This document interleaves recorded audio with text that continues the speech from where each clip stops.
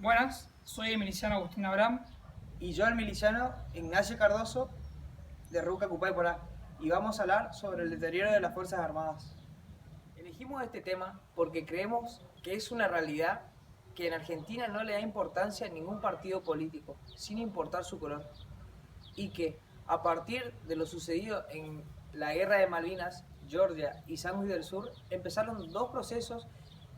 Primero, la desmalvinización, lo que sufrieron los veteranos de guerra y ya que los escondían y los calumniaban. Y luego un proceso de desarme de las Fuerzas Armadas y odio visceral hacia las mismas, hasta el punto de que si vos tenés la intención de servir a la patria, muchos grupos extremistas te tratan de gorila, facho y golpista.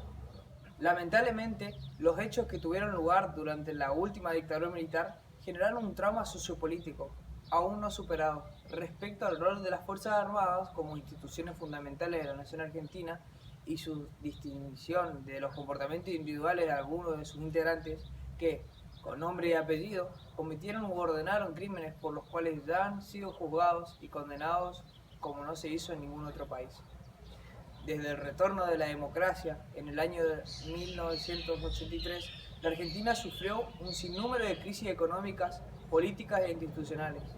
Sin embargo, ni siquiera en las extremas circunstancias de conmoción internas del 2001, cuando el Poder Ejecutivo Nacional quedó acéfalo y ciertos referentes de la dirigencia política daban su guiño a los militares para que sumieran el gobierno, ninguna de las Fuerzas Armadas intentó o insinuó pretensión de querer volver a interrumpir el Estado de Derecho. La realidad actual nos muestra una América del Sur donde, salvo la Argentina, los demás países, en los cuales también hubo dictadura, dieron vuelta de página a esa triste etapa de su vida para pensar y construir un futuro de desarrollo y bienestar que incluye a sus Fuerzas Armadas. No puede entenderse este proceso de desarme si no se entiende lo ocurrido a partir del 15 de junio de 1982.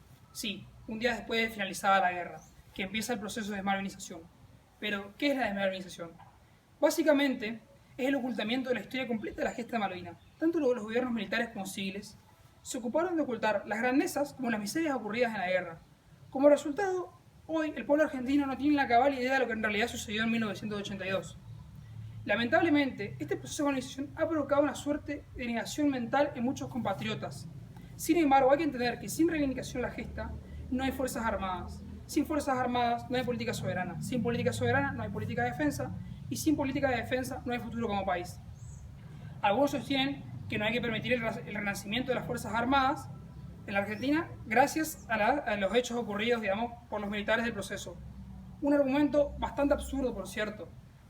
Por ejemplo, si un profesor de matemáticas comete un abuso contra sus alumnos, lo lógico es castigar severamente a ese profesor y no cancelar la enseñanza de la materia matemáticas en todas las escuelas.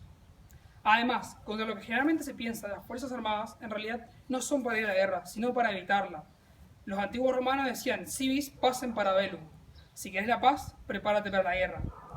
Solo un ejército fuerte con poder disuasorio puede neutralizar la tentación de cualquier potencia extranjera de apoderarse de nuestro territorio, en donde tenemos muchos recursos como acuíferos, alimenticios, petrolíficos, que hoy en día empiezan a escasear en el mundo. No es de extrañar que Gran Bretaña haya esperado casi 40 años a que quedaran sin vestigios nuestras fuerzas armadas para ir a explotar petróleo en las Islas Malvinas. Y es poco realista esperar que los ingleses se vayan a inquietar por nuestros reclamos en los foros internacionales. Ningún reclamo diplomático es creíble si el país está de rodillas y carece de fuerzas armadas. Está además aclarar que nosotros como católicos estamos en contra de cualquier conflicto o guerra. Pero mal que nos pese, en el mundo tan secular en el que vivimos, es necesario tener unas fuerzas armadas bien equipadas e instruidas para asegurar el libre ejercicio de la soberanía. En las Fuerzas Armadas, desde el año 2010, se ve cada vez un deterioro mayor.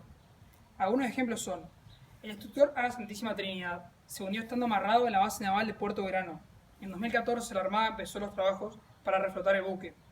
En fines del año 2015 logró reflotarlo y tenía un proyecto de convertirlo en un museo, ya que fue un buque que estuvo en la guerra. Lamentablemente, a raíz de la falta de fondos, se tuvo que llevar a desguace el buque. Otro ejemplo puede ser en la campaña antártica 2007, el rompehielos Almirante Izard tuvo un desperfecto técnico y se incendió, y estuvo hasta el año 2017 en reparaciones en el astillero Tandanor. Todo ese tiempo se gastó por año más o menos entre 8 millones y 12 millones de dólares en conceptos de alquiler en un buque ruso que participó en la campaña Antártida. En total, en esos 10 años que estuvo el buque en reparaciones, se gastaron entre 80 y 120 millones de dólares solamente en concepto de alquiler.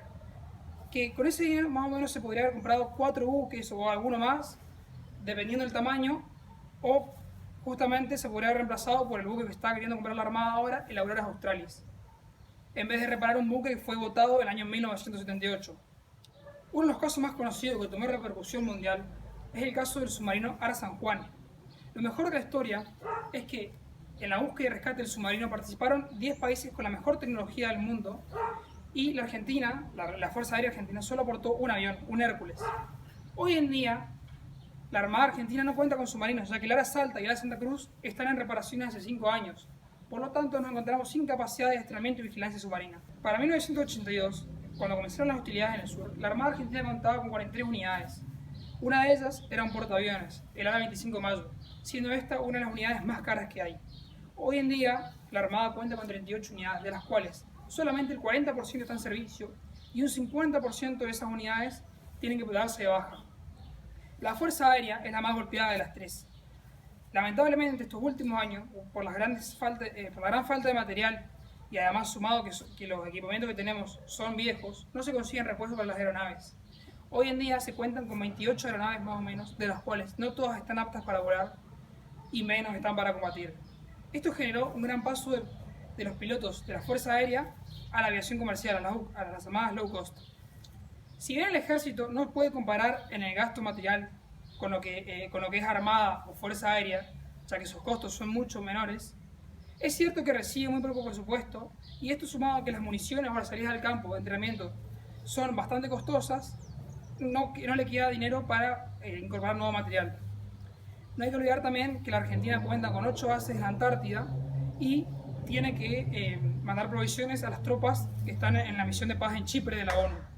Hace unas semanas vimos el proyecto de presupuesto de 2021 que presentó el ministro de Economía Martín Guzmán en la Cámara de Diputados, que se destinarían aproximadamente el 0,42% del PBI en concepto de defensa y seguridad, siendo este el más bajo de la región, y algo que se viene produciendo hace bastantes años.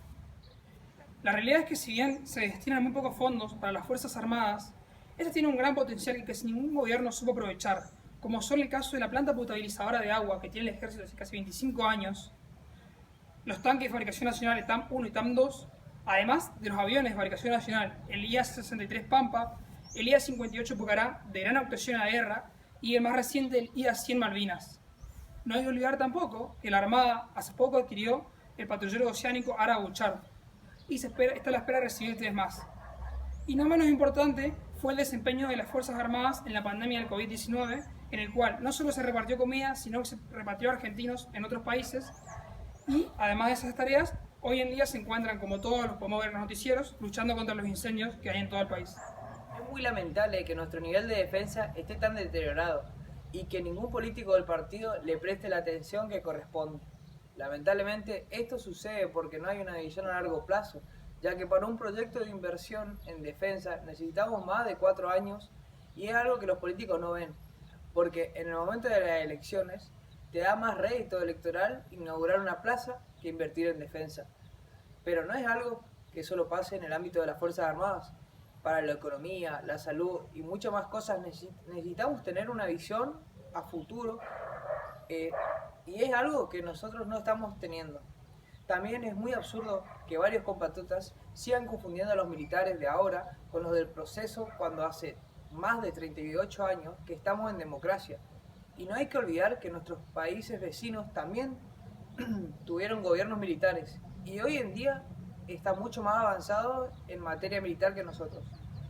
El objetivo de este trabajo no es más que hacer que se tome conciencia de esta problemática que pensamos que es tan importante como la salud o educación, y que se vea también que las Fuerzas Armadas aportan mucho a la población, tanto en ayuda humanitaria como en desarrollo tecnológico, pero sobre todo son las principales herramientas del Estado para asegurar nuestra casa en común, que es Argentina. A tus órdenes, Ruca Cupay Porá.